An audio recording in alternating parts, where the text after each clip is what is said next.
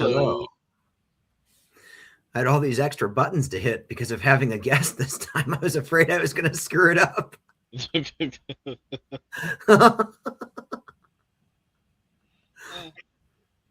So far, so good. I'm caffeinated. Everything is as it should be. I'll let you go ahead and get things rolling and introduce our special guest for today. Well, as everybody knows who has been watching us for a while, bringing on a guest isn't something we've done a lot of. This is only the second time we've had a guest. Previously, we've had our good friend Kim Ashworth, the president, founder, and creative energy behind Phantom Flame Candles. Today, we've got a very good friend of mine who I've known for 4 years or so now, who I've had many adventures with and who's had many other adventures without me. I think she's got a phenomenal repertoire of paranormal stories and experiences and a really interesting way of thinking about things, whether it touches on a psychic perspective or just a practical perspective or somewhere meeting in the middle. I think this person has a really interesting way of leading others towards certain conclusions. So I'm going to shut up now and we're going to bring out Patience LeClair.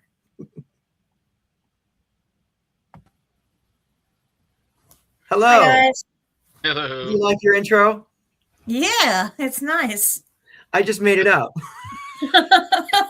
Well, I mean, for this actually being my first podcast that I've ever been on, that was What? a great intro. Yeah, Seriously? yeah. I've wow. never done another podcast. Wow, that's cool. I had no idea. Somehow I assumed you'd done bunches of them. Nope. Just been on YouTube because of people's investigations. So, Wow. I guess now I feel special Honored. that you're on ours first. yeah. I'm Don't mind quite the cat. happy with that. The what?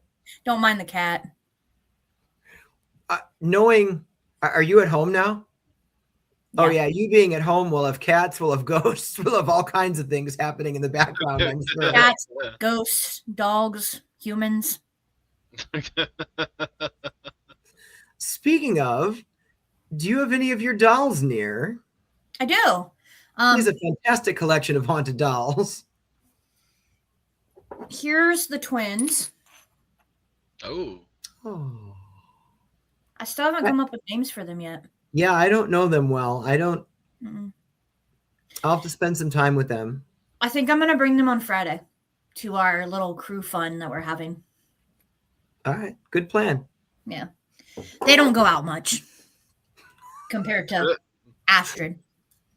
Well, yeah, she's like a world traveler. She's the world traveler. She was actually over here playing with the Twist Mag flashlight because I got one for Christmas. Oh, And I turned it on, and while she was chilling over here, and she was turning it on every time she heard you, Christopher. Because she knows she's my favorite. She knows I love her. She's my niece. Mm-hmm. Christopher. We've been on adventures together. Yeah, New Orleans being one of them. Yeah, we'll save that story for another time. We won't dive into that story today. That's a fun story. I will say that I can now drink mimosas again without Oh my consequence. gosh. That is a finally, because that was 2 years ago. I've had 2 of them now. And the last You're making one, progress. I even enjoyed it. The first one, not so much. The first one I drank out of spite. Someone handed it to me knowing what my experience was. And I looked her in the eye like, screw you, and just downed it. And I hated it. What's insane is all the times that you and I have gone to Blennerhassett and had our morning mimosas at Blennerhassett, it was nice. And then New Orleans happened, and bye. Everything went off the rails. Right. I was left unattended. Lesson learned, don't leave Christopher unattended in New Orleans. Or Dawn will yell at me. I don't even know that the city had anything to do with it. I could probably get in trouble anywhere I'm left I, unattended. I'd say it's probably that one there. It's just Well, anywhere. it's also the server who just kept giving you mimosas without it even being an empty glass. It was glorious for a while. Oh, that was my experience at a local bar called the Lumberjacks that I go to sometimes, and they were they had like the big 32-ounce mugs, and let's just say that there was a point where the bartender definitely should have stopped serving me, but they didn't. What were you drinking that night? I was drinking Angry Orchard. Oh, have you Well, been that's a able to little. touch that since? Yeah, like Angry Orchard is probably one of the things I drink the most. The thing I haven't been able to touch has been the peanut butter moonshine. I haven't been able to touch that again, and you know why on that one. Have you eaten a fruit roll up since that night? Oh yeah, I still love fruit roll-ups, but the fruit roll-up wasn't really the problem. It was my enemy that night, but for a different reason. And without context, that's I feel like that's even more funny because I people be know. sitting there like, And part of me thinks in this moment we shouldn't give the context. We should just let them No. wonder. Let the people wonder because the context just lets it go away. I'm even going to throw this out there. I can't believe I'm about to throw this out there. Anybody who listens to this and wants to use AI to create a comic strip about what might have happened between Noah and the fruit roll up, whoever makes me laugh the hardest, I will give you a free 30-minute reading. Oh, that's gonna be so fun to see. dude, that's fun. And I give people permission to use my likeness, so it makes it even better. Like, please use my likeness in your AI video. You have until February 15th to do this. I have to put a limit on it. Whoever makes me laugh the hardest with a comic strip of what happened with Noah and the fruit roll up, free 30-minute reading. You know what's funny is I just watched your guys' episode last night when you were talking about the Yeti and Sasquatch and all that.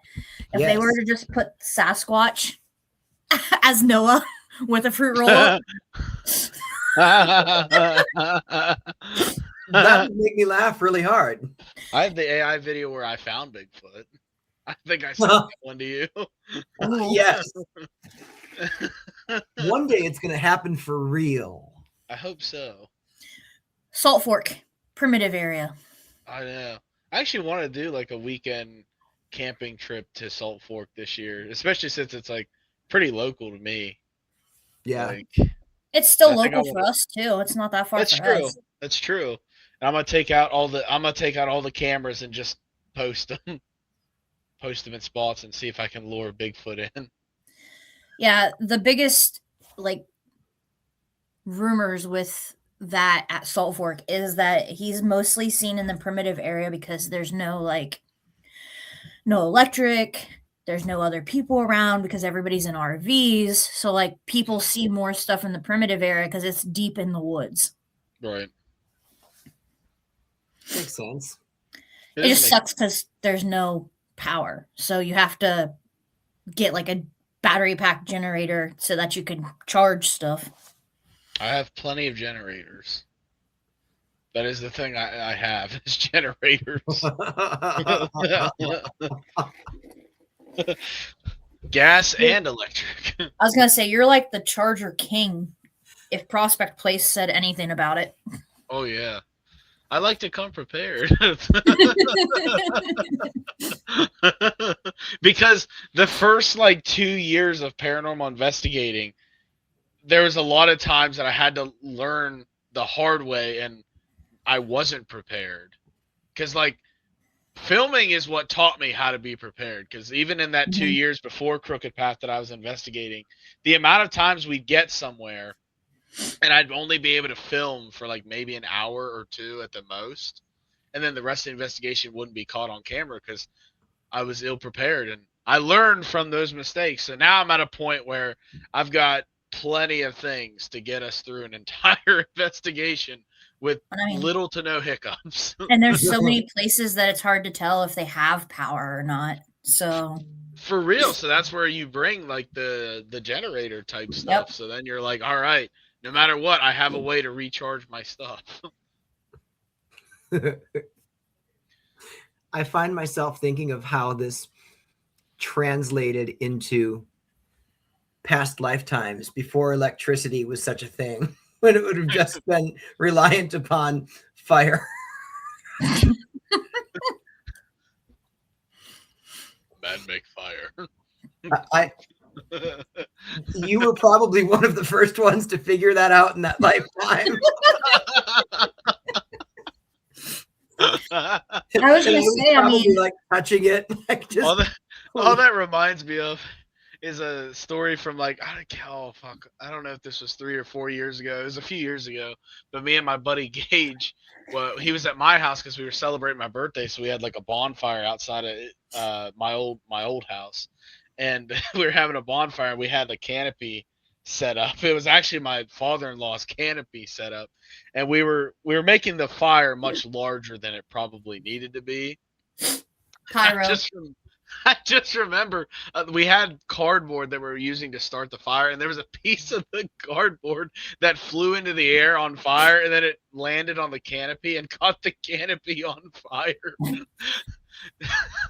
So then we're just sitting there getting buckets of water from my kitchen, just screaming fire. I don't know what to do. It's fire. No, I mean we knew what to do because we were instantly. But I was like, I think the fire. I either didn't have a fire extinguisher in the house, which is unsafe. Don't do that for whoever's listening. Or it was expired. I can't remember which one. But I was like, I've got a bucket and I've got running water. This is good enough. And it was. We put the fire out, but I had to buy a new canopy because the canopy was Done. It was destroyed. Yeah, it was done.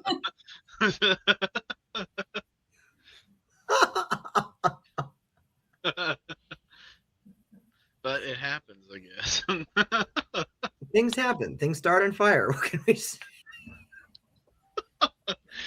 It could be a T-shirt. Things start on fire.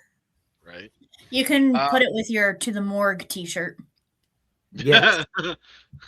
Things catch on fire. It happens. I was thrilled to see today that in the whole thread announcing their engagement, somewhere along the line, Brittany or Doug had said "To the Morgue." Did they really? I haven't read it yet. It came up in there somewhere in the thread. I was thrilled by that. That's funny. That's awesome. That's funny.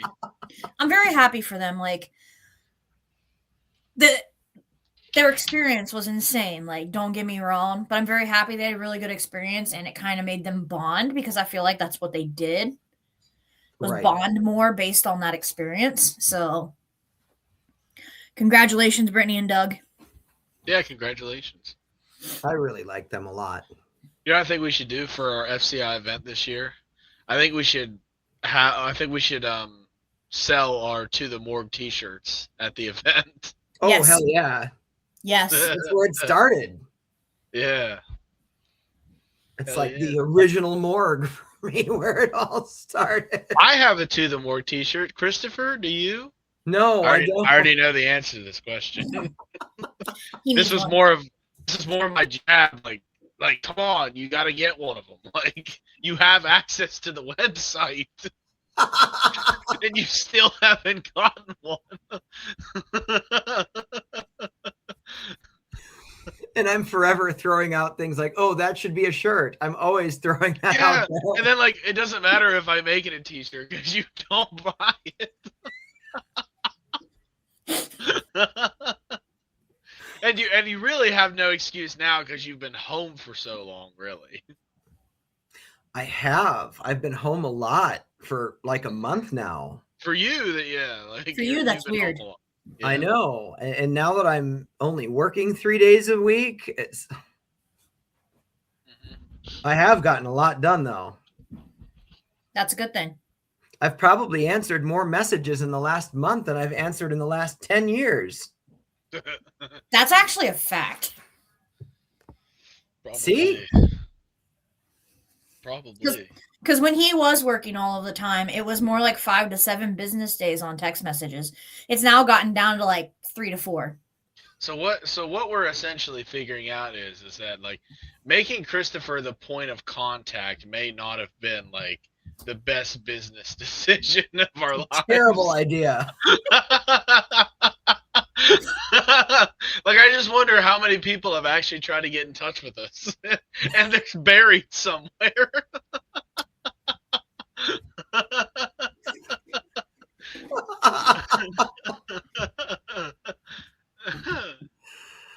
Oh, I'm making some progress. Start checking those emails. Progress. I will say this.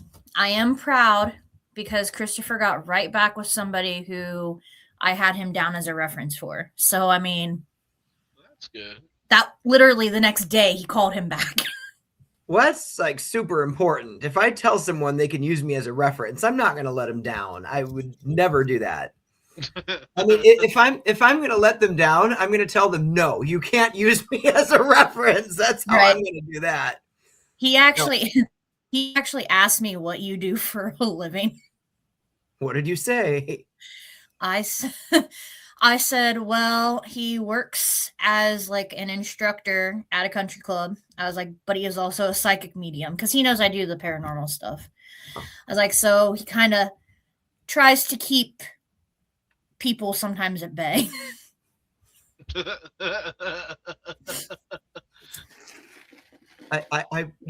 You could have told him I work on the whole person, the physical and the spiritual. That's what I do. I really could have, but he also asked me a little bit about the paranormal stuff and if I was scared of it and all that. So, okay, so tell us about an experience you've had that truly did scare you. I know you don't get scared easily. When I almost knocked you down at the Monroe house, when I almost trampled over the top of you. Actually, yes, let's touch on the Monroe house because you did just talk about it in your last one. Right. You talked about how Zeke has been helping you slowly with your fears. Mm-hmm. I think that would be a great place because that is where your fear essentially started of bats. But there's not always bats there. No, but Squeaky likes to have his moments, and you know that. Right. Especially since, we thought, oh, we've escaped the bat because people talked about him literally being there that week because we saw the book talking about it. Right. And then I'm just standing in the middle of the living room texting because we had just gotten done investigating. Everybody was upstairs taking a potty break. And then all of a sudden, Christopher's coming down the steps, and as he gets ready to land on the landing, Squeaky comes right at his face. So, where does Christopher come? Right at my face. Literally almost died at the Monroe house because of Christopher. Astra degrees. And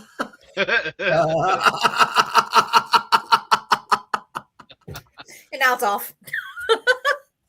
Spiritual confirmation right there. Right? I can actually still hear the sound I made that night when it happened. I didn't know what was going on because I was talking to somebody. I think I was talking to Cassie. I think so.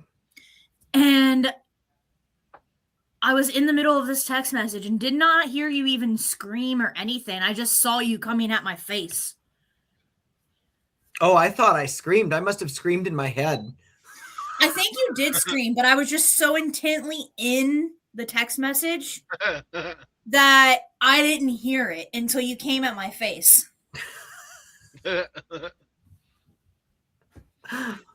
So what is authentically the scariest moment you've had? Oh, I've been to too many places, Christopher. what's the place that like if whenever he says that, what is the place that instantly pops into your head as like what you would attribute to being the scariest, maybe?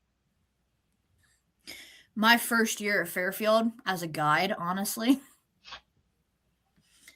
which I mean, I've spent more time in that building than most places, but that first year, I started. So Adam bought the building in February of 2020. So we're getting ready to come up on the 6 years that he's had the building. And I started working there in July of 2020. So then December of 2020, he had asked me to come help him do some maintenance stuff because he wasn't in town yet and he needed me to get it ready for him. So I was in the building by myself. It was 6 o'clock at night in December. So it's pitch black outside, it's pitch black in the building.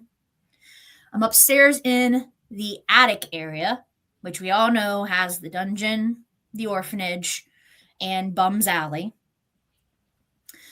And I have my back to Bum's Alley, which is that long hallway that people see that has the writing on it from when the health department used it as storage. And I'm getting in our lockbox so that I can get into an area that I need to get into. And I had what was the sound of running coming straight towards me from behind. I, being the crazy person that I am, just kind of stood up to it and said, "Leave me the fuck alone." And it just stopped. So, I mean, that was probably the scariest thing that I've had happen. Now, there's buildings where I have those unnerving moments where I'm like, I don't know if we should be doing this. We had that moment at Waverly. Remember, Christopher? Mm-hmm. It was when we went with Jamie and Cassie and Danielle. Right. And so I had that moment at Waverly where it's an unnerving moment. But probably like the scariest actually having activity happen was that first year I was at Fairfield. I can see that. Yeah. Even Villisca didn't scare me, and Villisca scares a lot of people. I can understand that, though, coming from my perspective, because as you both know from this point on, because, you know, you've investigated with the both of us now, obviously at this point. I'm right. Like you. I don't really get scared in that sense. There's really nothing that really unnerves me in that sort of sense. But I get what you're saying as far as like there are eventually those like unnerving moments where you're kind of like in the moment you're like, I don't know if this is really a good idea or not. Yep. And then there's the points where you're like, I know this probably isn't a good idea, but at the same time, like we kind of have to do it in order to accomplish what we're doing. Right. Well, that's like what I told Christopher when we did that one investigation is him and I were downstairs in the basement and I said, I don't think we should be doing this. And we still went down there though, and we still did what we needed to do down there. Right. So I'm more likely to go somewhere if the feeling around it is I shouldn't be doing it. I'm more likely to go. I mean, technically, like what we were discussing before actually starting the podcast, we were talking about our soon-to-be investigation of the Blair House. Pretty much that entire investigation you could put up for argument is a unnerving, are we supposed to be doing this investigation, really? But at the same time, because it is literally the central point to everything we've been working on the past year, it has to be done.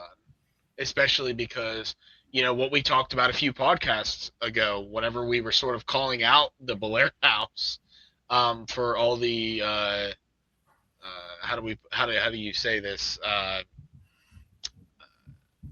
weird stuff going on with their website and just everything that's surrounding that place. It's kind of like I think it has to be done. I agree. It's very wrong. Since we brought up Bel Air, you know better than anybody, Christopher, my experience the very first time, even my second time that I've been to Bel Air. Because I've been to Bel Air, 4 times now? I think so. Something like that. That sounds about right. Because I did 2 times with someone I won't even mention their name anymore because that person's not the best person in the world. And then you and I did one with Cassie and a couple people. And then I think I went back with Steph and them. So,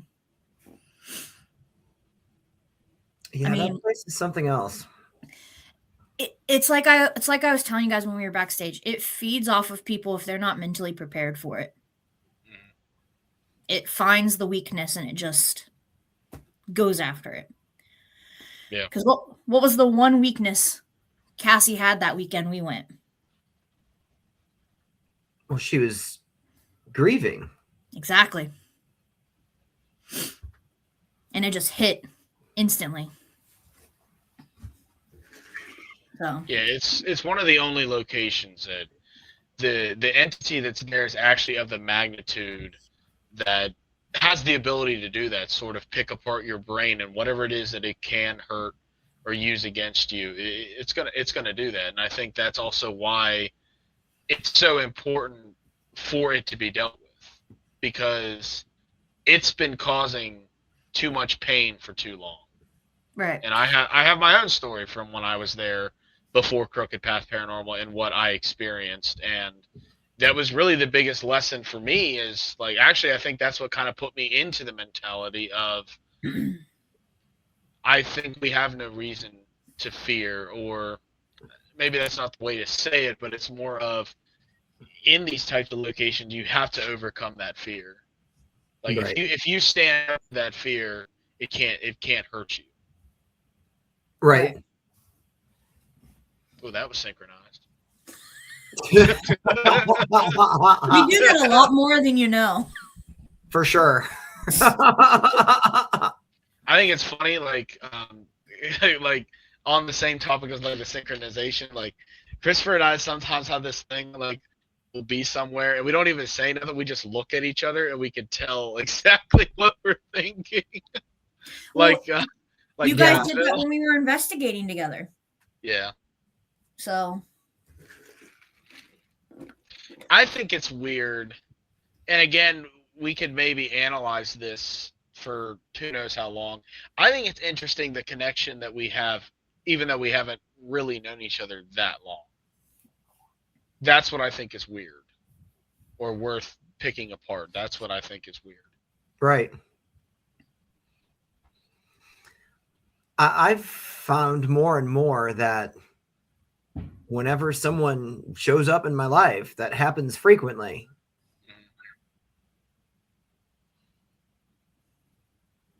it does. Everything happens for a reason. That it does. And when I apply that concept to the whole idea of me moving to a different state when I did, and the timing I did, and Right. meeting the people I've met as a result, after 37 years of staunchly saying I would never live anywhere other than Milwaukee. Right. I mean, I get your appeal of why you'd live nowhere else besides Milwaukee. I've been there a few times now.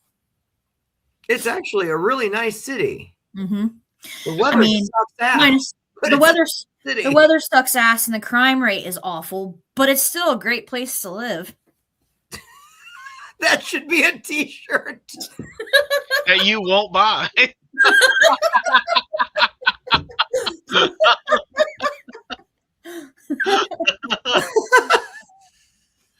Because I promise you, I could go and I could make that T-shirt right now after the stream, and you will not buy it.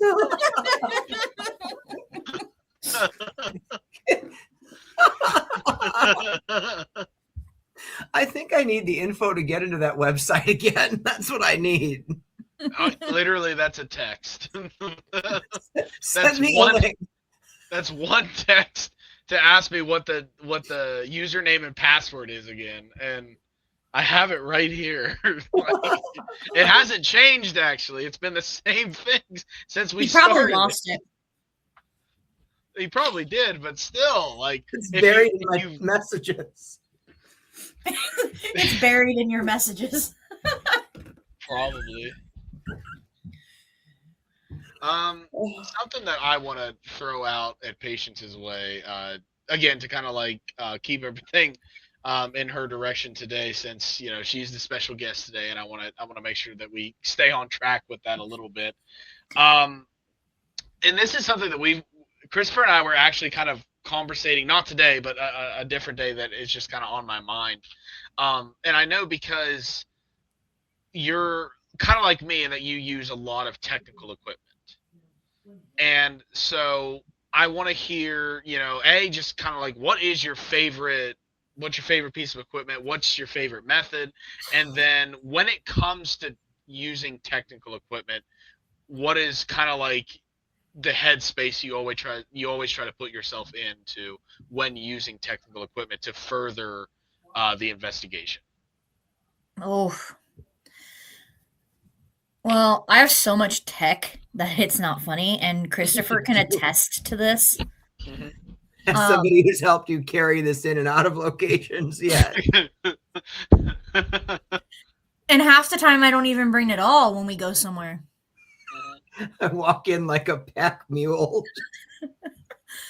I think the only place that I really brought all the equipment to was that whole weekend that we went to Waverly, Whispers. Didn't we do another one that weekend too? Paulding, that's right. I think that's the only time that I actually brought all the tech out on one of our investigations that we've done. Man. I mean, cat balls were my favorite there for a while, but now my cat balls have pretty much slowly all started to die. I need to go buy some more. Twist mag flashlight. That has literally been my favorite piece of tech since I started investigating. I actually, and Christopher can attest to this, I haven't had one in almost 3 years because mine broke when we were, I don't think it was one of the investigations we went on. I think it was one of the investigations that I went with Cassie's group, We Like Ghosts. I think that was when my Twist Mag flashlight broke because I remember distinctly trying to buy one when we were in Wisconsin. Right. So I definitely think like the Twist Mags are my definite favorite. And I mean, I've used pretty much everything.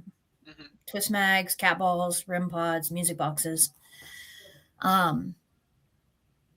If we're talking like to try and get them to talk, my Fent box, hands down, from Jeff Fent.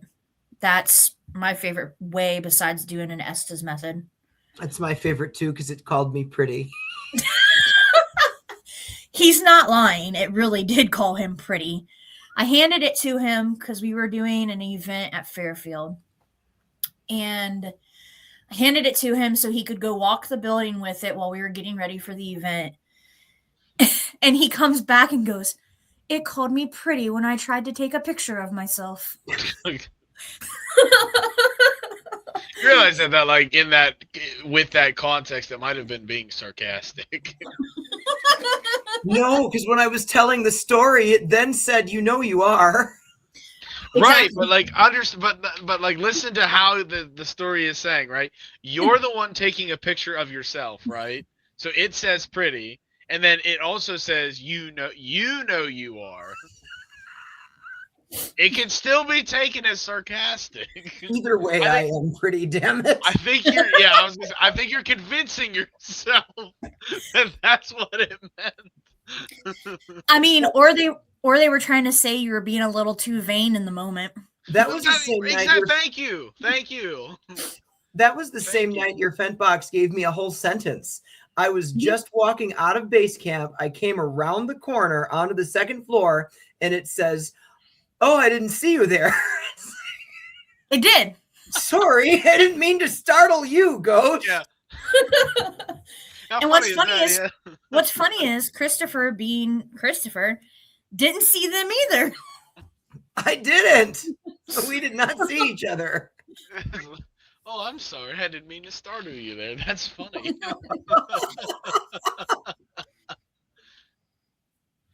But that actually is the spirits at FCI. They're so much fun. There. What's funny about that whole topic of conversation we just had is that, like, I think that's actually pertinent to the idea of technical equipment, though, that we as investigators constantly have to kind of keep in the back of our head is context matters. Mm-hmm. And we have to use that a lot while investigating, because how many times have we gotten certain responses and in the moment we look at it as like, oh, that's a response to what we're saying, or we think about it in a certain way, and then upon evaluation later we're kind of like, oh wait, did it have a double meaning? Did it actually reference something else? Like it's interesting, and that's something that I think a lot of paranormal investigators have to keep in mind in these moments, is that the context matters, especially while using certain pieces of equipment. Because I love the I don't currently have one myself, the twist flashlights, but any of the pieces of equipment that are similar in that nature, Mm-hmm. that aren't sometimes direct like communication or direct verbal responses. They're Communications, more, yeah. yeah, that, like, you have like the REM pod that some people use for those sort of not non-verbal communication styles, and it's kind of like you have to keep in mind in those moments that, say if I have a REM pod and I ask it, hey, like, can you go off for me for yes, and then it goes off. Some people will take that as a instant like yes, but it might not be. If you track what I'm saying, like, it Right. might just be picking up that the spirit was in the vicinity and therefore went off. So it's kind of like, I think it's important to keep in the back of our heads, especially when using technical equipment, uh, to always have that sort of context matters in the back of your head. And I kind of want to hear from you what's your take on that. I agree wholeheartedly with that. Like, and Christopher can tell you, I'm one of those people where I tell people, like, don't focus on your tech at all times. Like, you have other means and ways of being able to experience something paranormal. Right. Like, the tech is there to assist you in that aspect. Because this is one thing that Christopher's heard me say at any of our public events that I've done at Fairfield, is that we are considered a pseudoscience. We're not even considered a science, even though we generate hypotheses and hypotheses about different places, and we come up with theories about places. Mm-hmm. The world will always consider us a pseudoscience because there's no factual way to show the world that there's something spiritual going on. Right. So I again, I agree wholeheartedly with what you're saying, and I think it's interesting too, because there's typically two different sides of the same coin when it comes to paranormal investigating. mm-hmm. There is the technical equipment side, which is typically the slightly easier for normal. I'm going to call them normal people, because I think it's easy to say we're not normal people, but you could also say the ape style people, because Kimmel calls himself an ape, even though he has some non-normal qualities to himself. right. But even like in the people that, let's say, that don't believe in the paranormal to begin with, I always think that the equipment side is the side that they're a lot more willing to sort of along with, because there's that layer of like, oh, they're relying on something that is supposedly more scientific. See what I'm saying? And then there's Right. the opposite side of that coin, which is more of the psychic level of paranormal investigating. And it's interesting to me because while I can understand why the psychic side of things is so hard for people to digest, the moments where, as you kind of brought up, you have the psychic side and then you allow the technical equipment to assist with whatever you're doing, that's when I think the most profound evidence is actually captured. And I Yeah. think that's why at Crooked Path, that's why we focus on bringing those two styles together and using them in that sort of way, because I think it is so important to have both sides represented.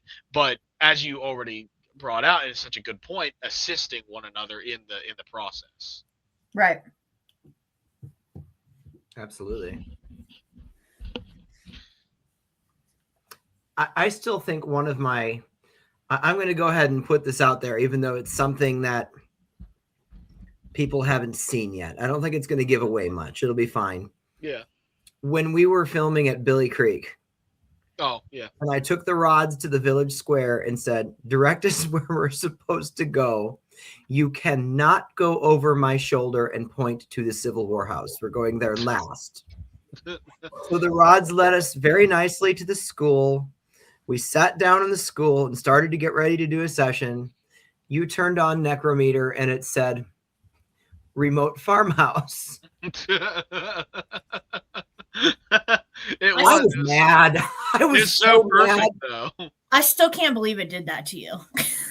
It was funny. It was so funny in the moment. It was hilarious. I thought it was funny anyway. But I mean, we couldn't have made it do that if we tried. No, and that's the thing. That's like, it's kind of like one of those things. Again, kind of like back to what Patience said about paranormal investigating. We are always going to be considered the pseudoscience because there's no 1000% way to factually prove any of the claims that we're making and anything like that. But it's kind of like, as we tell everybody that we meet, it's kind of like, I just want you to be open to the weirdness, like the possibility of the weirdness. Oh, she's showing us the Fent box right now. It's gorgeous. It is gorgeous. Is it on? No. I had my sister go grab it out of my room so I wouldn't leave the podcast. Say, if you're wondering at home how to get a hold of one of these, hit up Brent Fair at Creepy Crates. No, this is from Jeff Fent. Yeah, this is from it's Jeff Fent. Oh, okay, my bad. It doesn't work very well in the house. Does Brent have something similar? Because I thought I saw something that looked like that from Brent. I don't know that he's done a spirit box like this. He's done music boxes and a few other things for sure. If he's got something like this, I may have missed it. So I'm not going to say no, but I'm not going to say yes.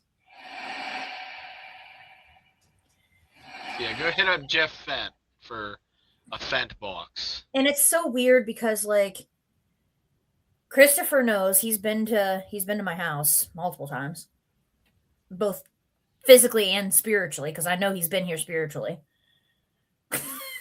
Right. But this doesn't talk ever. Like, it's maybe done it once that we've had it on in the house. And you know as well as I do how haunted my house actually is. Right. There's things there you've brought in. There's things that are just there. There's things that we don't know where they came from. Right. Like the new dude that I want you to pick up on, that I'm hoping you pick up on. I hope so. Bree did. Bree actually did. I'm going to turn this off. Bree Hollingshead from the State House. She actually did a virtual reading of the house because I wanted to see how close she hit on the things that you've picked up on in the house. And so she did a virtual reading of the house. I walked her around the house on FaceTime and everything. And some of the things that she picked up on that was so close to like what you said, and some of the things that she picked up on that at the time the spirits didn't show you when you were here. Right. Was just so crazy. The biggest thing would be the new guy who's on the roof. So. Yeah, I'm excited to find out his story.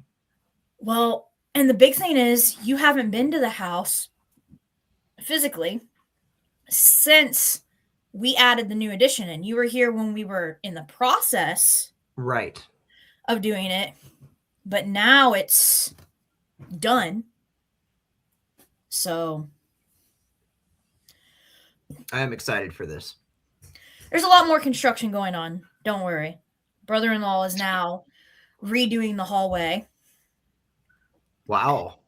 And both bathrooms are going to get redone. Yeah, they're in a big process. So it'll be amazing when it's done. Yeah. I was going to say, just this past Saturday, I did something a little bit different with the Fent box. There were 3 of them at the Asher Walton house. Who are you there with? You had Danielle Jamie and and Jamie Danielle. and Jeff was there too, actually. Jeff Oh, Fenton was there. I was sitting upstairs in the hallway in the corner by myself with my feet up, and there was a box running in front of me. I was the only one up there. I spent like half an hour in a meditative state with my eyes closed, letting images form in my mind of a person, male or female, and then I'd wait and see what the next voice was that came through to see if it connected to the images I was getting. It was kind of a fun experiment. I spent Yeah. half an hour up there doing that, and I was just having a blast by myself. It was really interesting. it's so I'm gonna show the box again.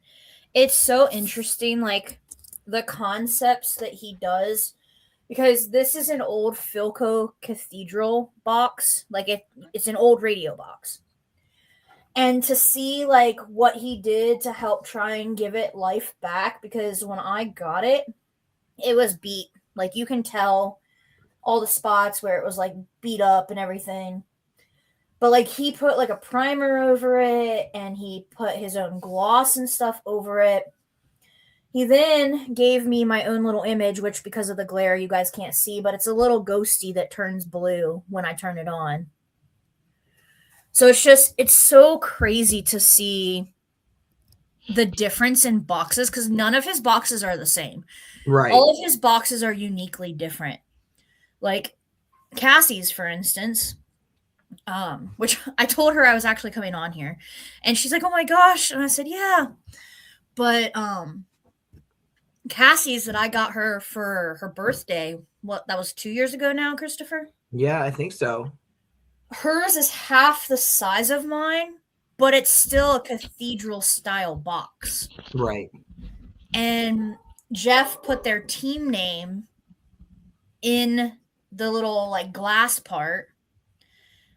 And then there's a spot that has like a little plaque area. And instead of putting the Philco plaque on it, he put Cassie's name on it. So like each box is uniquely made to the person that it's for. That's cool. Mine has back. So this is the back of it. This is what his backs look like if he has to make a back. And mine has pieces of Fairfield and Indiana State Sanatorium in it. Other people have like pieces of Madison. Steph's new box, which I don't know if you've seen it yet, Christopher. Steph's new box I is haven't. built out of Farrar wood. Oh. So like that's uniquely to Steph because she's put it out there. She helps out at Farrar when she has the chance. Right. So it's very, very uniquely built to the person. And the people who win his boxes at these cons, those boxes were meant for those people that won them. Like there's no, yes, we do drawings for them and everything, but their names wouldn't get picked if it wasn't supposed to be for that person. Right. I think it's the same this year when anybody won one of my boards. Whoever got it was meant to have it. I have one. I know you do. I actually have multiple boards now. I have the one that's yours. And then I told Brent after MadCon that if he still didn't sell his cathedral board that I'd been eyeballing for every con that we've had, that if no one bought it on his website or anything, like, I'll buy it, just let me know. Well, he came up to me right after MadCon was over and he said, "Here, take this." He's like, "Nobody's bought it. I don't want to list it back on the website. I know you want it. It's yours." Wow. Yeah. That's amazing. So now I have 2 boards made by Creepy Crates Brent Fair. So nice. Which did you see? He's doing a subsidiary. I can't say the word. He's making a thing that's called Vile Arts now. I did see that. Yeah. So I'm super excited for Brent. Like him and Mandy have done so well with Creepy Crates, and I don't think it's really, really hit yet how well they actually have done. But right. No, they're doing phenomenal. Yeah. And they're great people too. So just a personal shout out to them as I well. there there's a few pieces of equipment I've seen them have that I want to be a part of my collection. So Yeah, I love them for their work and for the people they are. They're just great people all around. Well, and I mean, Brent's been in the paranormal for 20 plus years. Like his background and his repertoire when it comes to the paranormal. Hopefully, one day my background ends up like that because his background is just right. insane. The number of locations he's been to is mind blowing. What was it the last time he told us he was at 182? Yeah, something Wow. like that. Yeah. Like Wow. he has traveled like, and I was actually just talking to him cuz I was watching an episode of Kindred Spirits cuz when I'm in this frenzy that I just want to rewatch something I've already watched, it's usually like a paranormal television show that I love like Kindred Spirits or Portals to Hell or Paranormal Yeah. Lockdown, like something that I love the All the people good who ones. investigate. All the Right, good ones. right. I just got done watching an episode that was out of St. Augustine that Kindred Spirits had done with Amy Bruni and Adam Berry. And I messaged Brent and I said, "You've been to St. Augustine a couple times, right?" He's like, "More than a couple, but yeah."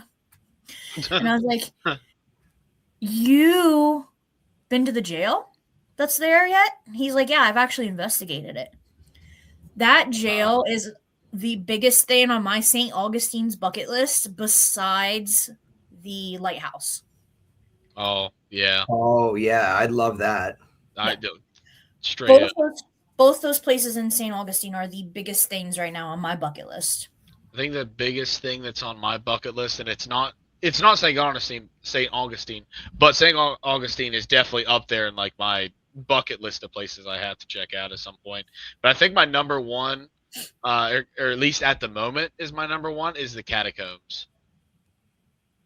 Which catacombs though? Like the ones in France The or ones in France. The okay. ones in France. Those specifically. I don't know. There's just something about the catacombs from France that I'm like, I don't know. I want to go check out.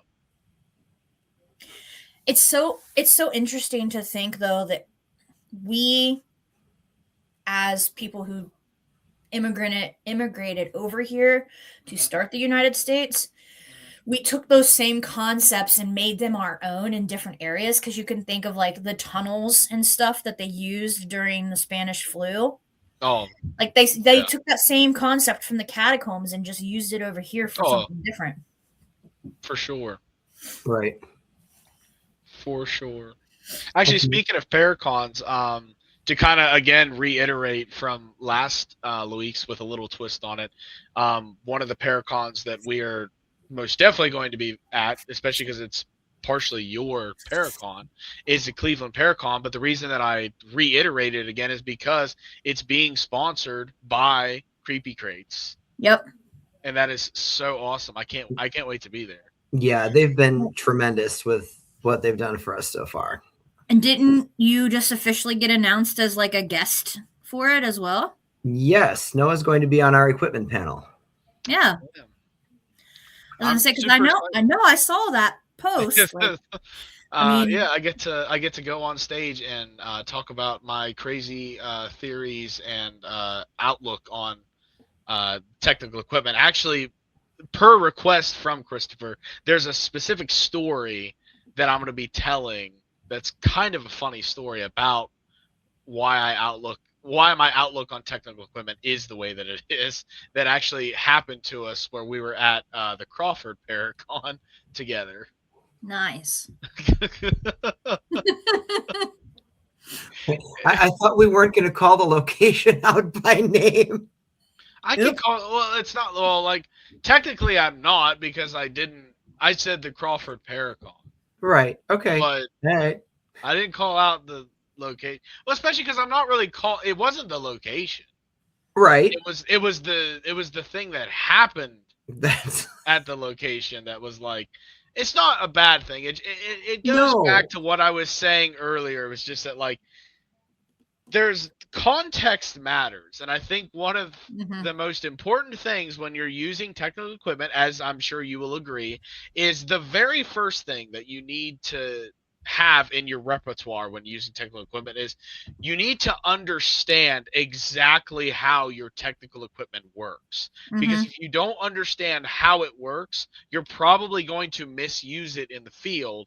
And let's just say that's what was happening at the little Crawford Paracon investigation that we were doing when we were part of a big group setting. Um, it's just See, the, that's one of the biggest things, and Christopher can attest to this. It's one of the biggest things during like one of our public led ghost hunts that we do at FCI with the crew. It's one of the biggest things we do. We talk about how the tech works so people understand how to use it and what right, they're using that we're giving them to use. Like, right, Right. right.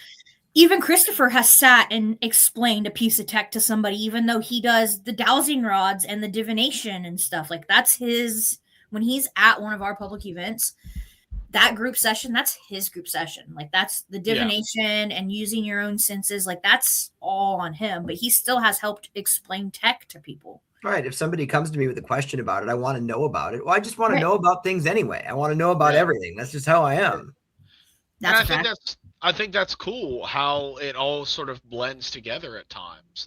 Right. Like like we said before, it's I don't think paranormal investigators should be. I don't think it's cut in the middle as much as maybe it's made out to be. It's kind of like you have your side that uses technical equipment, and the other side that uses more of the divination and psychic stuff. And it's like the more and more that we blend the two together, is I think when you find most of the actual pertinent paranormal uh, investigation just stuff. I like Right.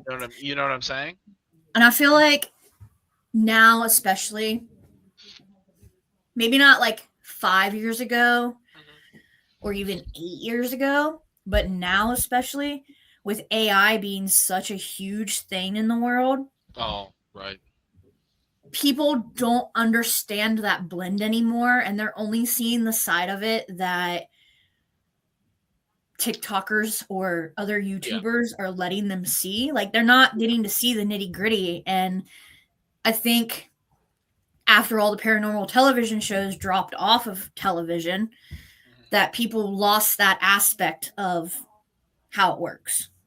Yeah, I would agree with that assessment, and I don't want to straight up say that like it's often being misrepresented, Mm-hmm. because I still think that there's some of the bigger YouTubers out there and stuff that do a good job and stuff like that, and I don't want to call anybody out and say that they're doing things wrong, because again, this is all, nobody's necessarily doing it right or wrong. It's all a Right. pseudo science that we're all just seeking for the same validation that we're all seeking for. But I agree with you that I think there's a point where I hope that in the future it can start to be correctly represented across the board. So maybe it starts to look less and less like a fairy tale type thing, rather Mm-hmm. than like, no, this is like an actual type of science that is Right. being conducted. Because I think the thing that anybody could resonate with is at least the idea that like nobody knows what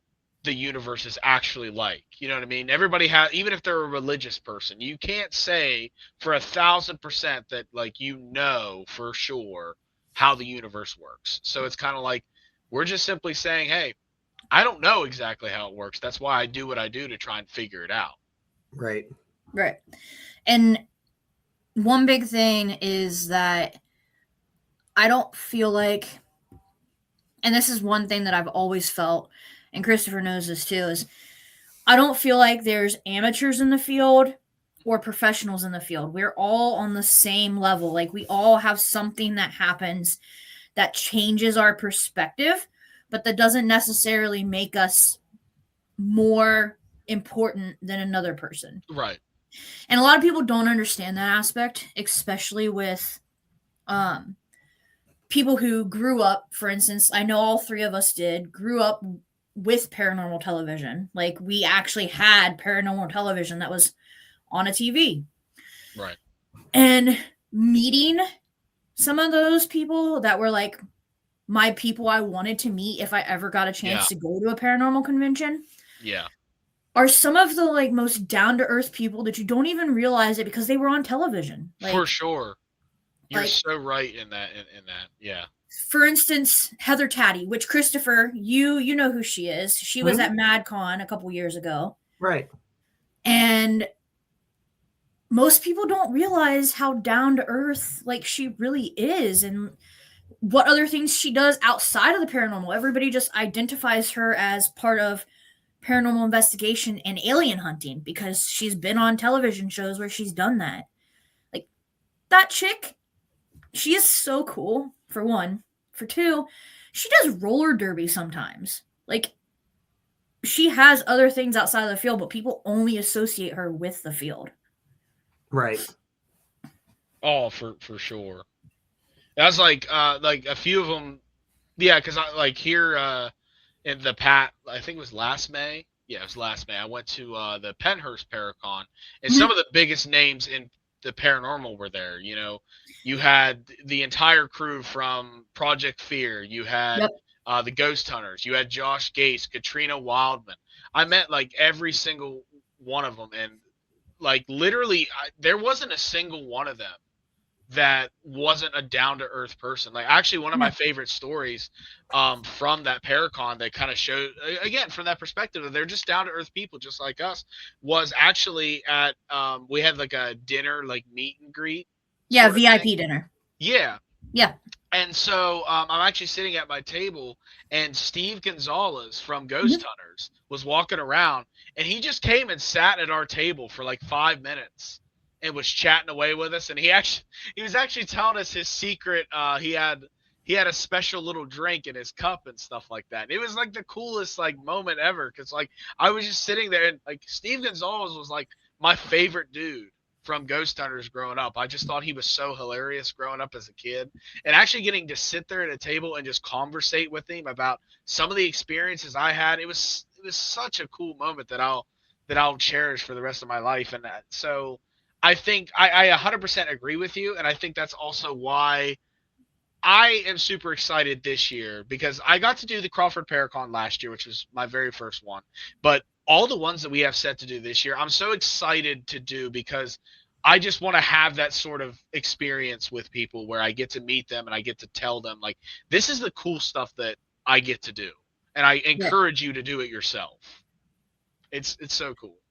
Well, and I mean, it's hard to believe that I'm getting ready to come up on my 6 years that I've been a tour guide. Like, if you would have asked me 7 years ago when I was just working as a corrections officer that I was going to eventually start giving tours at one, a haunted building, and two, a haunted building that I actually grew up going and getting my shots at, like, I would have been like, what? My sister probably would have said the same exact thing, like, what? Because she's got stories of that building from when we were kids. She's 15 years older than me, and the one big thing that her and I bonded over, even though we're 15 years apart, is the paranormal. Like, we watched paranormal television shows together while I was growing up. So it's like, it's crazy that I do it. Yeah, 1000%. That's like you met my dad that went on the investigation of Prospect. That's like the biggest thing that he and I have in common. He was the person that really got me into the paranormal as I grew up, and we watched those television shows together. And so I 1000% understand that that emotional connection because of that. So I get that. That's really cool. I like hearing that. I mean, I took her to Fairfield probably 2 years ago now. I don't know what that was that just broke. I think I heard it too. Ghosts and I think I heard it actually because as soon as I heard it, I had to look, and then I was like, what was that? Well, someone was definitely walking down the hallway. I just don't know what happened. But it was probably like 2 years ago that I took my sister to Fairfield, and I took my youngest nephew, and we went walking through the building, and it was just daytime there.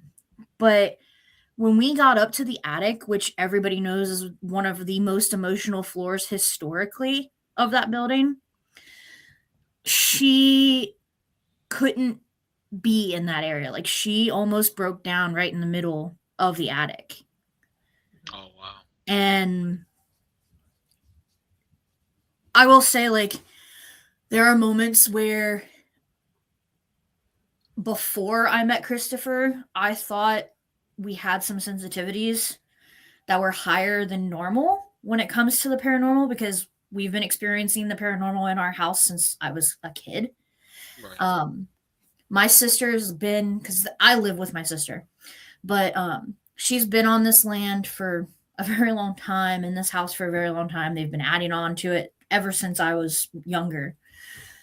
And the things that happened when this was just a double wide trailer with 3 bedrooms to the things that happen like now that it's a 5-bedroom 2-bath house, like, is insane. Because us kids used to hear boots walking up and down the hallways. We used to hear people talking. Like my nephew, my oldest nephew, he used to hear a woman talking to him in his room. Like, so stuff's happened to us ever since we were kids. I just thought it was uniquely because we were into the paranormal, not that Right. some of us might have some sensitivities to it. But after the last almost 5 years that I've known Christopher, like, I've become very much more open to the fact that I do have more than what I think I have. So Yes, you have, for sure. That's been I've my gotten to journey watch. the past year.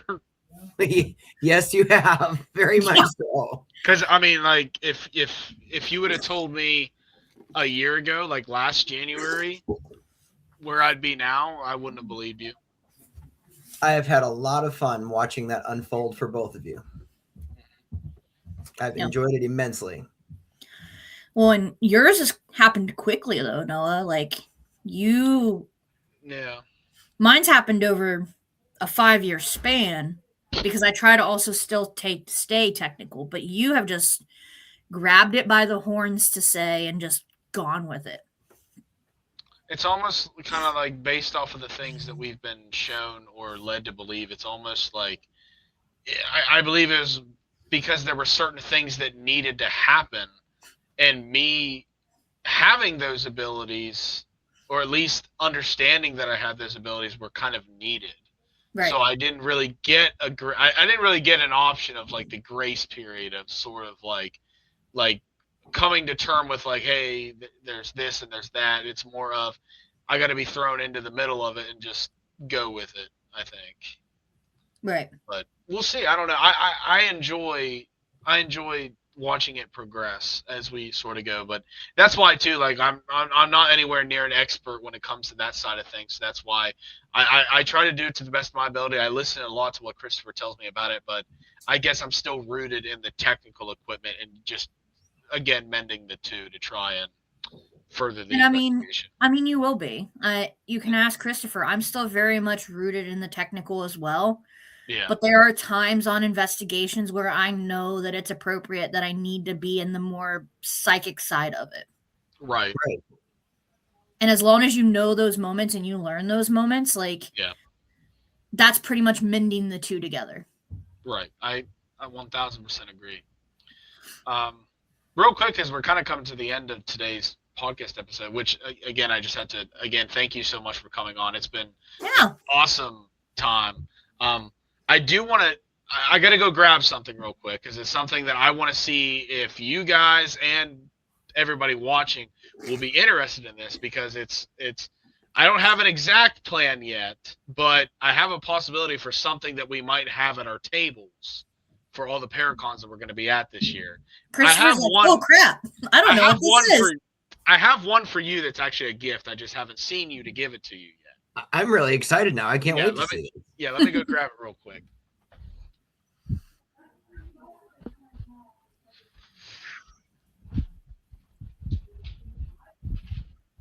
Did you ever find out what it was that broke back there? I think it was the floorboard. I think somebody just stepped on it wrong. I'm not going to open the door and find out yet because if I open the door, Michaela's going to come walking in. All right, I'm back. All right. So I have one of these for you as a present, and then if my plan that I sort of have in my head works out the way that I think it will, we could possibly have these on every table that we do at a Paracon. And I want to see if people would be interested in possibly purchasing these. But check this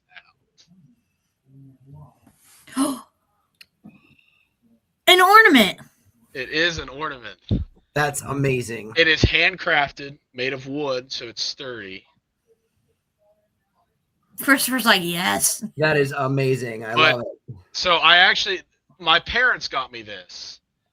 Like, they got this for me for Christmas, and they made one for you as well. And so I haven't given it to you yet. So this is from my parents. They were the geniuses that came up with this. And they have the contact information for the lady. She's local to my area that makes those, and they're not bad price. They're really nice. Oh, So that's amazing. I was like, they would be a very easy thing for us to get a ton made. Absolutely. And possibly have all the Paracons this year. So I kind of wanted to. So those will sell. I will tell you that right now. Right. Coming from the fact that we had ornaments at Fairfield on the merch table for the longest time, they will sell. And especially at Paracons where people will want to have something that's a memento of you two. Like, right. Because I don't know if you guys have really realized how much you guys have really blown up in the paranormal world, but you have. If you look at that post that Christopher shared about me coming on, almost 30 people shared that post. Oh wow, I didn't even notice that. Damn, I didn't notice that either. I didn't notice that. Within 2 hours of you sharing that post, Christopher, 15 people had shared it. Wow. Yeah. So it might not look like it in the small scheme of things, but in the long run, your guys' channel has blown up. It just takes time. I appreciate that. Wow, thank you. Yeah, thank you for that. Wow. Yeah. I mean, it is cool hearing it, because I guess from our perspective is just very much like, I guess I haven't looked at it in that sense. I'm just very much still just in the starting phase, but that's nice to hear. I like that. Yeah, absolutely. Because I messaged, so like I said, I messaged my best friend Cassie. She's who I've gone on a lot of my investigations with. Christopher's been on a few with her as well. Mm-hmm. And her group, we like ghosts, and I messaged her and was telling her about it, and she's like, seriously? She's like, I'm sharing this. Like, and their group, as Christopher knows, like, their TikTok channel for their group has thousands of people on it. Heck, my TikTok has thousands of people on it. Right. But as long as you're making like your community connections and bringing people, if you bring more guests on in the future, yeah, we definitely will. On, like, you're gonna start slowly seeing that blow up, and people are gonna go back and watch your old videos, and it's gonna blow up way more than you think. Well, just to put it out there again, currently the I won't call it a movie because it's not a movie. I'm working on a series right now, which is from our investigation at the Ross house. It'll be an actual multi-episode series that I'm currently working on. I'm hoping to get that out sometime in the near future, but be on the lookout for that. Again, thank you so much for coming on. This has been such an awesome episode. I'm definitely going to be having absolutely. I want to throw one thing real quick about this Ross series that's coming up. Yeah. Now, I normally don't see what you put together until it's out there for everybody to see, and this probably won't be any exception. Right. So I just want to say that knowing what this series represents, where it's coming from, and the experiences we had, I just want to tell people that if it seems like it's taking a little longer for this one to get out there, it is absolutely worth the wait. Yeah. like I kind of said in last week's episode about 2026, I am really focusing on quality over quantity. You know, if I don't quite put out as much in the long run, I'm okay with it because the thing I'm really focusing on is the quality at which I'm putting these videos out. And because this one is a multi-episode series, it's a why it's going to take a little bit longer, but the amount I'm really trying to get this series right because this series is really where I think it starts to pick up to where we are now. And the only way to tell that story the right way is to put the right amount of time and effort into it. So it might be a little bit of a wait, but I think people are going to appreciate it when it eventually does come out. I agree. Well, I mean, I, if you sit and think about it, look at some of those people who have a large fan base that are chucking out videos and going to locations every week. Like they have to literally edit on the road or edit on yeah, location. But if you sit and look at the people who don't do that, like Project Fear, for instance, because you've mentioned Project Fear, yeah, they don't do that. Yes, they release videos every week, but they do it in a series. They yeah, edit for multiple months out of the yeah, year, and then they drop a small series of like 6 or 7 videos, and then they right, edit, and then they do it again. Like right, those are the groups that you want to literally watch because they're actually putting their heart and soul into it. right. There are some of these groups whose videos I've watched, and not to say that every person who puts out videos every week and is on location every week doesn't do that. But some of these videos that I have watched that go to locations every week, it's like you can tell your quality's not the best. I get what you're saying because it's almost kind of like a hollow shell in a Mhm. sense. Like not to say that in a bad way, but it's kind of like again like I think when you're watching these certain things, and then there's also the fact that you could throw out the like idea that some of these people that are like the higher, they have people that edit their videos for Yep. them, yada yada yada. Like where this is a you could call this the mom and pop shop of the paranormal because we do everything here. I edit all of our videos. We do everything. So therefore, it's like it really is just everything that you see come from Crooked Path is hand done by us. We see Yep. every aspect of what we're doing. And so there's that layer of it. So it takes me a little bit longer because I work a full time job outside of this, you know. So like there's that. But then there's like what you're saying that I 1000% agree with, that you can tell who really is in love with the craft Mm-hmm. versus the people that might just be doing it because it's a form of content that is making them money. Not to Yeah. say that in a bad way, but I see what you're saying, and I 1000% agree with it because one of my big harps that I have on some of them is like where when you watch the content, it's almost the same thing every time. Yeah. And that's not a love for the craft in my opinion because it's not always the same. You get No. different experiences every time you go out, even if it's at the same location. You'll get something different every time you're there. So Right. I get what you're saying, and I fully agree with it.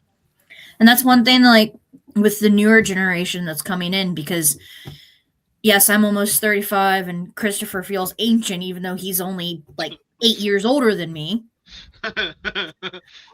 But look at But how many lifetimes I've lived. I'm so tired.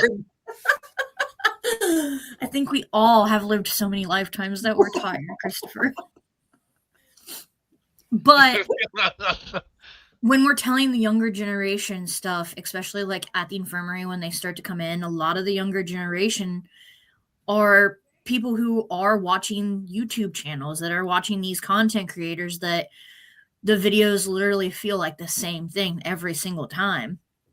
But they have the basis because the people don't realize that there is a difference because they haven't Yeah, learned that difference. right.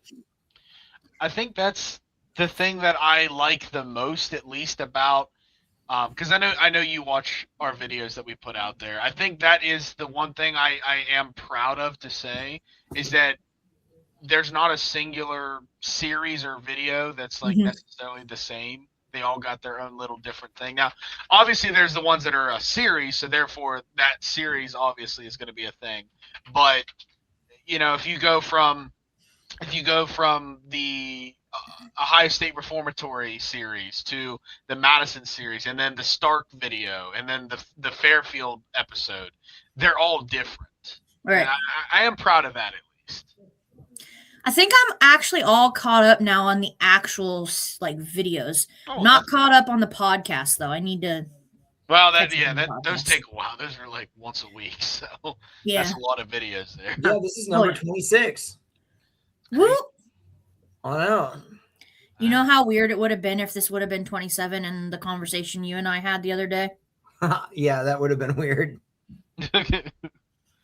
But yeah, I know we're definitely planning on having some more guests. I think actually we'll probably try to make that the usual here for a little while, is having different people come on and talk. Because, like I said at the beginning of 2026, is the thing that I really want to focus on the most this year, besides the getting the different videos out there, is that I want to do all kinds of collaborating with people. I want to meet new people. I want to have new series. Actually, hell, we've got all kinds of even collaboration videos ideas out there right now that we're putting together, and Belair will just be another one. That'll be another collaboration video. I mean, That's going to be insane. That's what I want to focus. Oh, it's gonna be so cool. We will have, as I call them, the Avengers assembled. That place to have the people that you're assembling for it is just, it's going to be insane. Mm-hmm. For sure. It is. Well, I think that kind of does it for today's episode. But again, it was just such a good one. I know we're gonna have you on again at some point. Can't wait to investigate with you again. It's always such a pleasure. And can't wait to see everybody out there at the Paracons this year. Please come see us. We're gonna have all kinds of cool stuff. Go see Patience. I know she'll be at the Fairfield one. Go see her. I'm always at Fairfield. The ghosts just think you're one of them. They think you're a ghost. you know as well as I do, Christopher, this is a rare chance that I do not have a tour. Right. So, like, right. Especially in the wintertime. Like, you've seen how full the calendar can get in the wintertime. Oh, for sure. Which is insane because Fairfield's not heated. But the amount of people we have come through that building in the wintertime is just... It's crazy. It's like Adam says, we are the Walmart of the paranormal, and we literally give people the best rates so that they have a chance to investigate. Yeah. Which it's a good thing. Which, speaking of, winter prices end on February 28th. So if you want to get to the building, go to the Facebook page so you can book a private. Absolutely. You've not been there. Well, whether you've been there or not, you won't regret it. It doesn't matter how many times you go there. It's always a pleasure to be there. So absolutely go check out the Fairfield County Infirmary. All right. Well, until next time, guys. We will see you next time. Have a good night, everybody. All right. Bye.